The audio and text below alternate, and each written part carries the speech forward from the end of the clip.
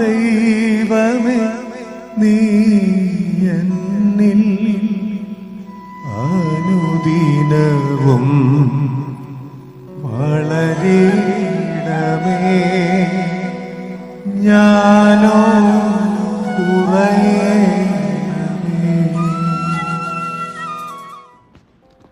വിശുദ്ധ യോഹന്നാന്റെ സുവിശേഷം അധ്യായം 15. അക്കാലത്ത് യേശു തൻ്റെ ശിഷ്യന്മാരോട് അരുൾ ചെയ്തു, ഞാൻ സാക്ഷാൽ മുന്തിരിച്ചെടിയും എൻ്റെ പിതാവ് കൃഷിക്കാരനുമാണ്. എൻ്റെ ശാഖകളിൽ ഫലം തരാത്തതിനെ അവിടുന്ന് നീക്കിക്കളയുന്നു, എന്നാൽ ഫലം തരുന്നതിനെ കൂടുതൽ കായ്ക്കുവാനായി അവിടുന്ന് വെട്ടിയൊരുക്കുകയും ചെയ്യുന്നു. ഞാൻ നിങ്ങളോട് പറഞ്ഞ വചന നിമിത്തം നിങ്ങൾ ശുദ്ധിയുള്ളവരായിരിക്കുന്നു. നിങ്ങൾ എന്നിൽ വസിക്കുവിൻ, ഞാൻ നിങ്ങളിലും വസിക്കും. മുന്തിരിച്ചെടിയിൽ നിൽക്കാതെ ശാഖയ്ക്ക് സ്വയമേവ ഫലം പുറപ്പെടുവിക്കുവാൻ സാധിക്കാത്തത് പോലെ എന്നിൽ വസിക്കുന്നില്ല എങ്കിൽ നിങ്ങൾക്കും സാധിക്കുകയില്ല. ഞാൻ മുന്തിരിച്ചെടിയും നിങ്ങൾ ശാഖകളുമാണ്. ആരെന്നിലും ഞാൻ അവനിലും വസിക്കുന്നുവോ അവൻ ഏറെ ഫലം പുറപ്പെടുവിക്കും. എന്നെ കൂടാതെ നിങ്ങൾക്കൊന്നും ചെയ്യുവാൻ സാധിക്കുകയില്ല. എന്നിൽ വസിക്കാത്തവൻ മുറിച്ചു മാറ്റപ്പെട്ട ശാഖ പോലെ പുറത്തേക്ക് എറിയപ്പെടുകയും ഉണങ്ങിപ്പോവുകയും ചെയ്യുന്നു. അത്തരം കൊമ്പുകൾ ശേഖരിച്ച് തീയിലിട്ട് കത്തിച്ചു കളയുന്നു. നിങ്ങൾ എന്നിൽ വസിക്കുകയും എൻ്റെ വാക്കുകൾ നിങ്ങളിൽ നിലനിൽക്കുകയും ചെയ്യുന്നുവെങ്കിൽ ഇഷ്ടമുള്ളത് ചോദിച്ചുകൊള്ളുക, നിങ്ങൾക്ക് ലഭിക്കും. നിങ്ങൾ ധാരാളം ഫലം പുറപ്പെടുവിക്കുകയും അങ്ങനെ എൻ്റെ ശിഷ്യന്മാരായി തീരുകയും ചെയ്യുന്നത് വഴി പിതാവ് മഹത്വപ്പെടുന്നു.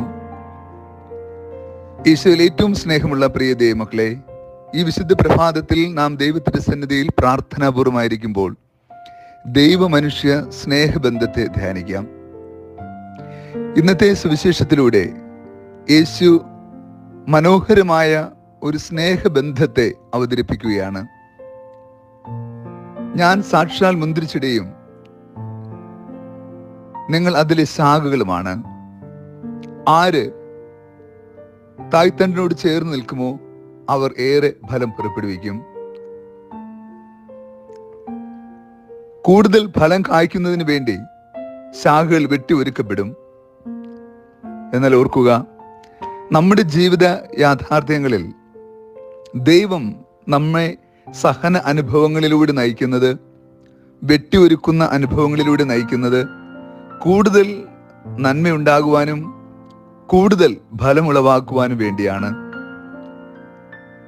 നാം തായ്തണ്ടാകുന്ന ക്രിസ്തുവിനോട് ചേർന്ന് നിന്നാൽ കൂടുതൽ ഫലം പിടിപ്പിക്കുന്നവരായി മാറും. നാം മുറിച്ചു മാറ്റപ്പെട്ട് ചില്ലകൾ പോലെ വലിച്ചെറിയപ്പെട്ടാൽ ഫലശൂന്യരായി പോകും. സഹനം ഒരു ഒരുക്ക ശുശ്രൂഷയാണ്. എന്തിനു വേണ്ടിയാണ് ഒരുക്കുക? നമ്മെ രക്ഷയുടെ കൃപാവരങ്ങൾ ഓർപ്പെടുത്തുവാൻ, നമ്മെ ഫലദായകം ആക്കുവാൻ. കൂടുതൽ ഗുണപ്രദമായ ഫലം നൽകണമെങ്കിൽ നാം വെട്ടി ഒരുക്കപ്പെടേണ്ടിയിരിക്കുന്നു. ദൈവം നാം തമ്മിലുള്ള ബന്ധം എത്രമാത്രം ദൃഢമാണോ അത്രയേറെ നന്മയും കരുണയും ദൈവം ആഗ്രഹിക്കുന്ന ഫലവും പുറപ്പെടുവിക്കുവാൻ നമ്മൾ യോഗ്യരായി തീരും. ഇന്നത്തെ സുവിശേഷം ധ്യാനപൂർവ്വം നമ്മൾ വായിക്കുമ്പോൾ നമ്മെ ഏറെ ആശ്വാസ ആത്മീയതയിലേക്ക് നയിക്കുന്ന ചില പദങ്ങളുണ്ട്. ക്രിസ്തു യഥാർത്ഥത്തിൽ ആരാണെന്നും എങ്ങനെയാണ് തൻ്റെ രക്ഷാകരമായ ദൗത്യം നിറവേറ്റുന്നതെന്നും ഇന്നത്തെ സുവിശേഷത്തിൽ നാം ദർശിക്കുന്നുണ്ട്. ദൈവം കൃഷിക്കാരനും യേശു മുന്തിരിച്ചെടിയും ശിഷ്യരായ നമ്മൾ അതിൻ്റെ ശാഖകളുമാണ്.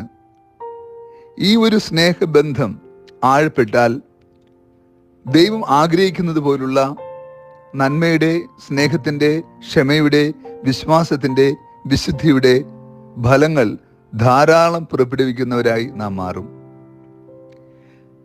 ഇന്നത്തെ സുവിശേഷം നമുക്ക് നൽകുന്ന മറ്റൊരു ബലം, നീ ഒറ്റയ്ക്കല്ല, മറിച്ച് നീ തായ്തണ്ടാകുന്ന ക്രിസ്തുവിനോട് ചേർന്ന് നിൽക്കുമ്പോൾ അനേക അടിസ്ഥാന ബലങ്ങൾ നിനക്ക് നൽകപ്പെടുന്നു.